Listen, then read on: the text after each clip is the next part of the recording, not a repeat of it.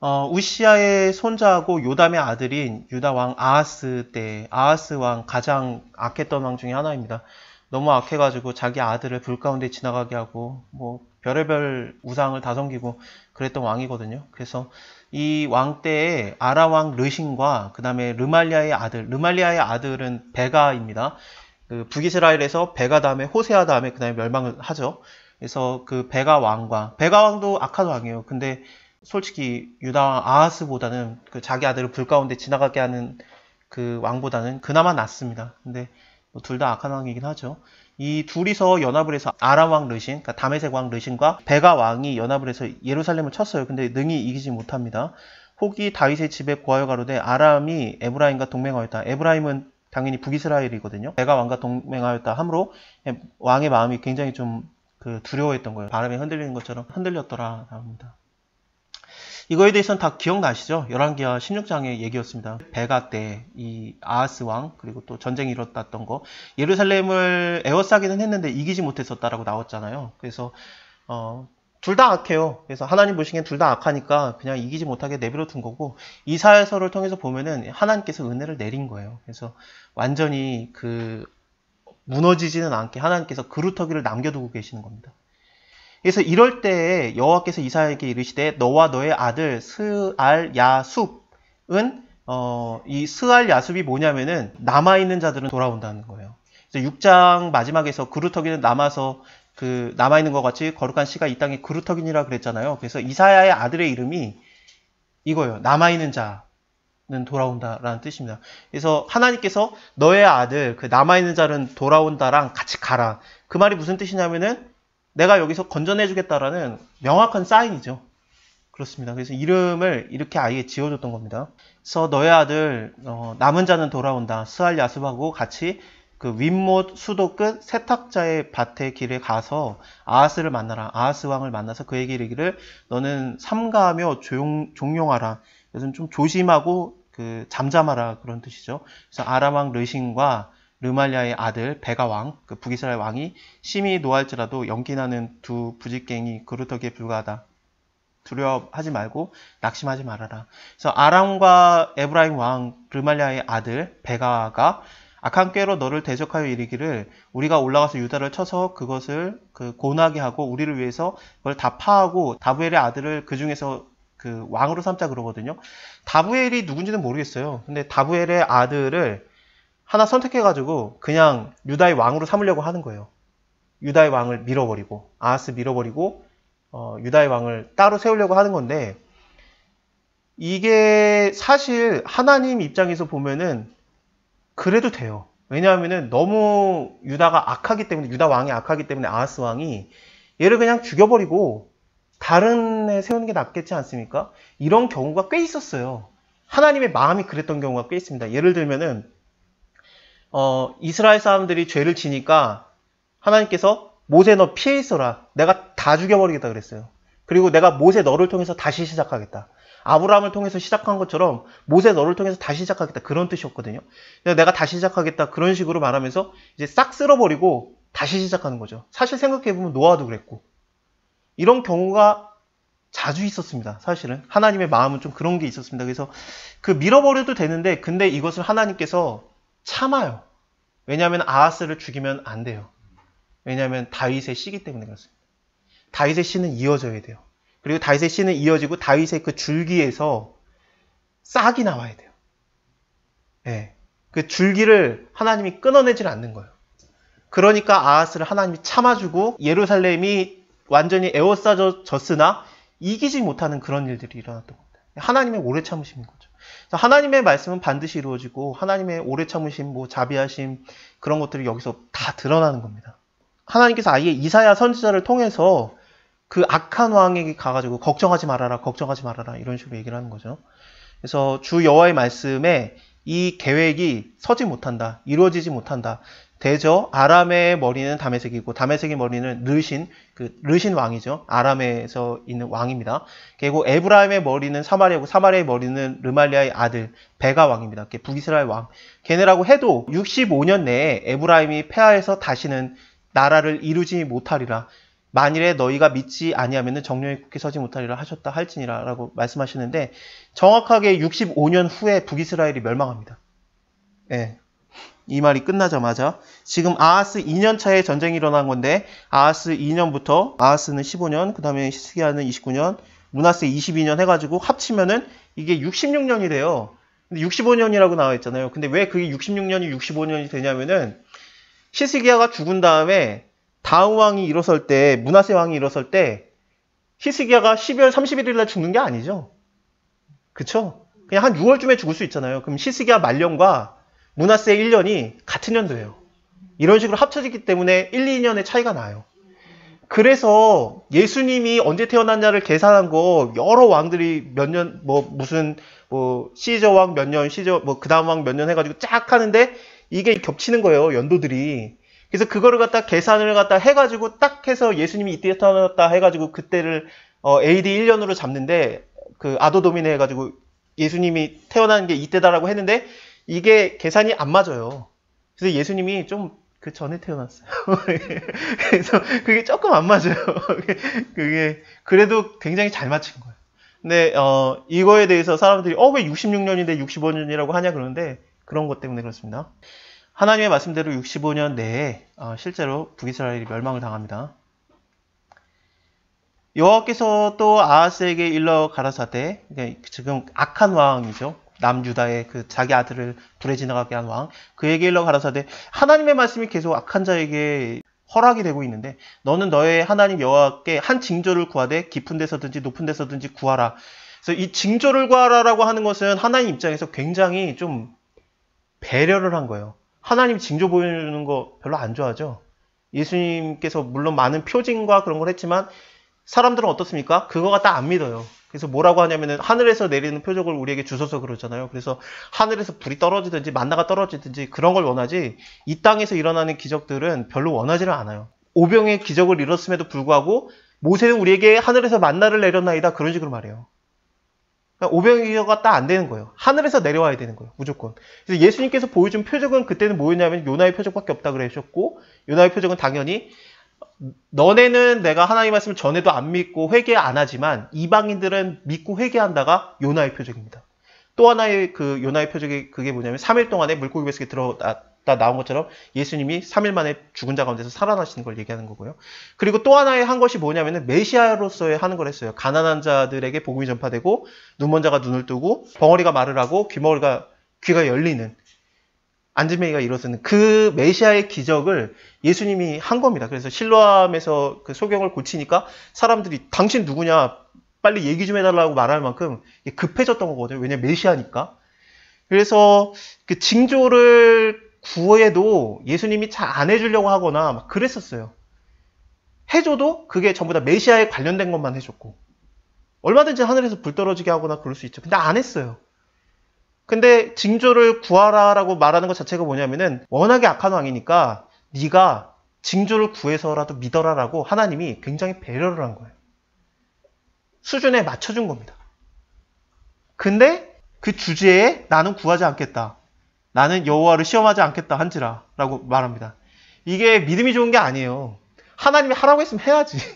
그리고 수준을 맞춰줬잖아요. 네가 내 말 안 들으니까 이사야 선지자가 너랑 같이 활동을 하고 미가 선지자가 너랑 같이 활동을 하고 있는데도 네가 안 들으니까 그래 징조를 구해라. 그러면은 내가 그걸 보이고 네가 믿게 해주겠다 그랬는데 나는 구하지 않겠노라. 하나님 시험하지 않겠다. 그러니까 이사야가 가로되 다윗의 집이여 청컨대 들을지어다 너희가 사람을 괴롭게 하려고 그것을 작은 일로 여기서 하나님을 괴로우시게 하느냐 라면서 오히려 책망을 합니다. 그러므로 주께서 친히 징조를 너에게 보여주실 것이다. 보라 처녀가 잉타여 아들을 낳을 것이요 그 이름을 임마누엘이라 하리라면서 이 엄청난 징조를 하나님께서 약속을 하십니다. 아하스 왕은 외식이에요. 자기가 믿음이 없는데 그래서 하나님께서 맞춰줬는데 근데 나는 안 구하겠다. 하나님 시험하지 않겠다. 이거는 외식입니다. 수준 맞춰주시면은 하나님께서 그러면 수준에 맞춰주신 거에 감사하고 그러시면 됩니다. 예. 그거에 대해서 갑자기 이사야 앞이라고 거룩한 척하면서 나는 시험하지 않겠다 이런 말할 필요도 없어요. 얼마든지 달라고. 내 믿음이 요만하다고. 그것을 솔직하게 고백하고 구하면 됩니다. 이건 히스기야도 했던 거고 다 괜찮아요. 도마도 있어요, 도마도. 내가 찔러봐야 내가 믿겠다. 그러면은, 그래, 찔러봐라. 그리고 믿어라. 그것처럼 얼마든지 하나님께서 우리에게 믿음이 있는 것을 원하시지, 우리가 뭐, 대단하게 뭐, 수준이 우리가 높지 않거든요. 외식할 필요 전혀 없어요. 내 그거에 맞게 그냥 하나님께 부탁을 드리면 됩니다. 하나님께서 얼마든지 또 징조를 보여주시는 거고, 그 징조가 놀랍게도 예수님에 대한 예언일 줄은, 아하스 왕 때 이 예수님에 대한 구원자에 대한 예언을 해준다는 게 참 놀라운 겁니다. 사실 지금 예루살렘 자체가 흔들흔들하는 지금 상황이에요. 모든 나라가 다 연합해서 쳐들어오고 있고, 심지어 형제의 나라인 북이스라엘이 같이 쳐들어오고 있어요. 이런 때에 완전히 무너지고 있는 상황에서 기댈 것이 하나님밖에 없고, 구원자가 하나님밖에 없는데, 하나님께서 주신 징조가 뭐냐면 너희를 구원할 임마누엘을 보내겠다라는 겁니다. 이 큰 게 있는. 그런데 이 임마누엘은 두 가지로 봐야 됩니다. 일단 첫 번째는 뭐냐면 여기서는 무조건 예수님입니다. 마태복음을 보면은 정확하게 이것이 예수님에 대한 얘기라는 게 그냥 나와요. 그냥. 예. 처녀가 잉태하여 아들을 낳을 것이고 그 이름이 임마누엘이라 하리라, 이런 식으로 나오지 않습니까? 그래서 이거는 그냥 예수님에 대한 얘기고 구원자에 대한 얘기인데, 저희 죄에서 구원하시는 자다라면서 이거에 대한 얘기, 그리고 하나님이 우리와 함께 하시다, 이것까지도 봐야 됩니다. 그래서 임마누엘 자체가 예수님이지만 또 하나님이 우리와 함께 하시다까지도 봐야 돼요. 그래서 하나님이 함께하고 있는 것 자체가 임마누엘이에요. 그래서 그 마태복음 1장에서 임마누엘, 하나님이 우리와 함께 하신다로 시작을 했던 것처럼 그 마태복음의 마지막도 보라 내가 세상 끝날까지 너희와 항상 함께 있으리라, 임마누엘이죠. 그래서 시작과 끝이 임마누엘로 시작을 했다, 임마누엘로 끝나거든요. 근데 내가 너희와 항상 함께하리라, 임마누엘도 너희와 함께한다는 거니까 임마누엘이 예수님을 믿는, 예수님이 함께하고 있는, 하나님이 함께하고 있는 우리에게도 임마누엘이 적용이 될 수 있어요. 임마누엘이 예수님에 대한 칭호입니다. 근데 임마누엘이라는 단어 자체가 하나님이 우리와 함께 하시다니까 그 임마누엘이 우리에게도 돼요. 그게 이사야서 8장에 나와요. 이사야서 8장에 하나님이 우리와 함께 하심이라라고 10절에 나오죠. 그리고 8절을 보면은 흘러서 유다의 두루와 창이라고 목까지 미치리라, 임마누엘이여 그의 펴는 날개가 너의 땅에 편만하리라 하셨느니라. 이 임마누엘이여는 당연히 유다입니다. 유다 민족을 말해요. 하나님이 함께하고 있는 민족 유다. 그래서 10절에서 하나님이 우리와 함께 하시다라는 게 여기서 또 나오는 겁니다.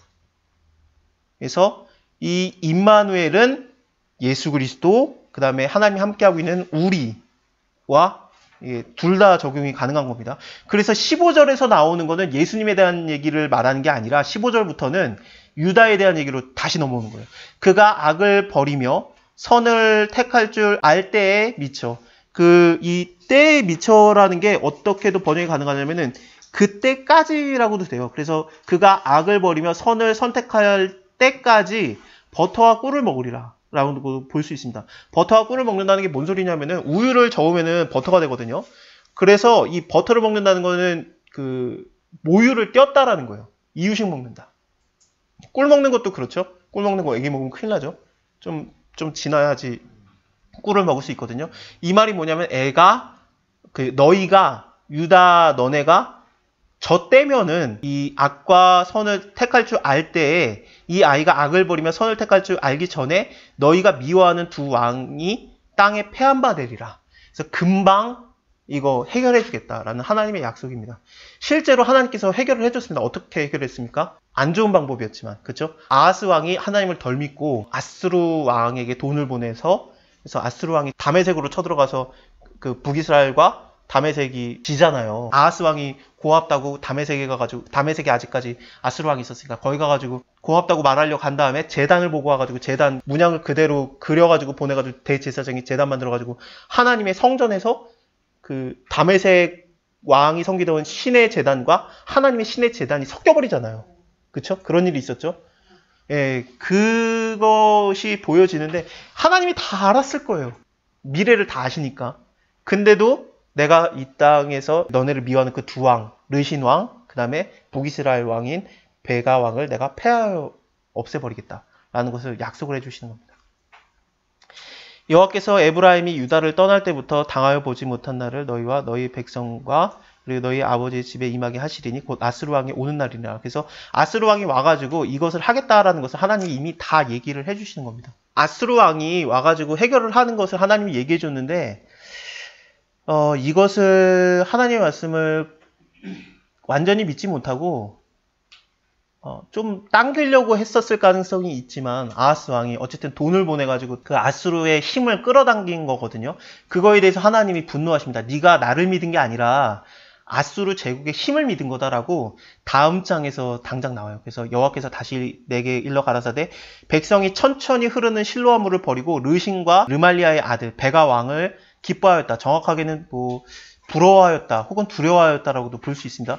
그렇게 하였으니 그러므로 너네가 이들을 두려워해서 아스루 왕에게 가가지고 그 위력을 끌고 왔으니 그러므로 내가 흉용하고 창이랑 큰 하수 유브라데스 강을 말하는 거거든요. 아스루 왕과 그의 모든 위력을 그 위에 덮어버릴 것이다 하면서 하나님이 이것이 너희를 덮어버리게 만들겠다라면서 하나님을 믿지 못한 거죠. 어차피 하나님이 아수르를 사용하려고 했는데 근데 좀 믿음이 떨어지니까 좀 돈으로 끌어당긴 거예요. 그래서 하나님을 믿은 게 아니라 좀 시간을 벌고 끌어당기고 막 그런 거예요. 하나님께서 그거를 싫어했던 겁니다. 8장을 보면 분명히 그렇습니다.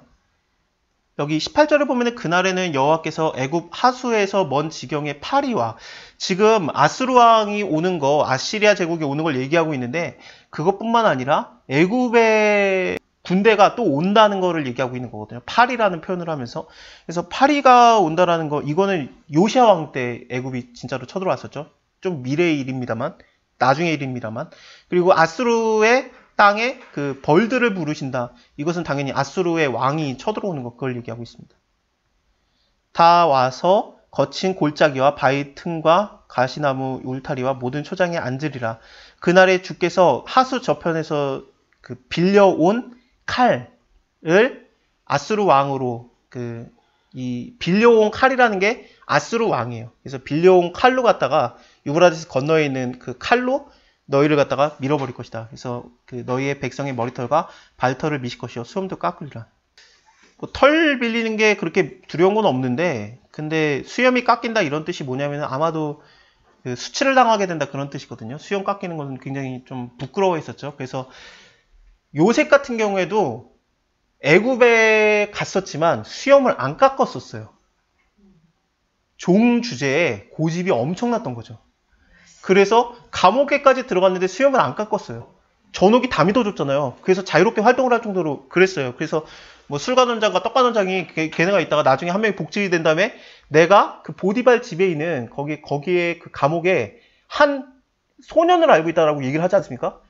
그럴 정도로 종이나 그 죄수라고 생각을 안 할 정도로 자유로웠거든요. 근데 그자가 수염을 안 깎았다가 왕 앞에 쓸 때 그제서야 옷을 입고 수염을 깎습니다. 이집트 사람들 수염을 깎으니까. 그래서 수염을 깎는 거는 이스라엘 사람들이 잘 안 해요. 이건 수치로 봐요. 그래서 다윗도 자기의 그 신하들을 옆에 나라에 문상 나가지고 보냈다가 수염 깎이고 오고 그러니까 여리고에서 수염 자랄 때까지 있다가 와라 그러죠. 그런 걸 통해서 보면 수염을 깎으시라가 이거는 그냥 단지 뭐 털 밀린다라는 얘기를 말하는 게 아니라 좀 더 큰 의미인 수치를 당하게 된다라는 그런 얘기입니다. 그날에 한 사람이 한 어린 암소와 두 양을 기르리니 이것은 그 목축업을 하는 나라이기 때문에 이거는 진짜 나라가 망한 상태를 말하는 거예요. 그래서 목축업을 주업으로 삼는 나라에서 어린 암소랑 그 다음에 두 양을 기른다는 것 자체가 그냥 없다는 거거든요. 근데 그것만 길러도 나라가 다 털려버렸기 때문에 나라의 뭐 장정들이라든지 그들이 다 죽었기 때문에 장정이 죽는다는 얘기는 조금 이따 나옵니다. 근데 그들이 다 죽었기 때문에 이걸 먹을 사람도 없는 거예요. 그래서 젖이 많음으로 버터가 되는 그런 상황이 되는 거예요. 젖이 많음으로 버터를 먹을 것이다. 이 조금의 분량 갖다가도 먹을 사람이 없어서 남는 거예요. 버터와 꿀을 먹으라. 예. 이게 괜찮다는 얘기가 아닙니다. 사람이 완전히 다 사라지고 다 죽을 거라는 그런 얘기입니다. 끌려가고 막 그런 얘기입니다. 그날에는 천주의 은 1,000개에 같이 되는 포도나무가 있는 곳마다 진려와 그 다음에 형극이 날 것이다. 이게 있으면 안 돼요. 왜냐면은 양이 먹기에도 안 좋고 목축업을 하는 나라니까.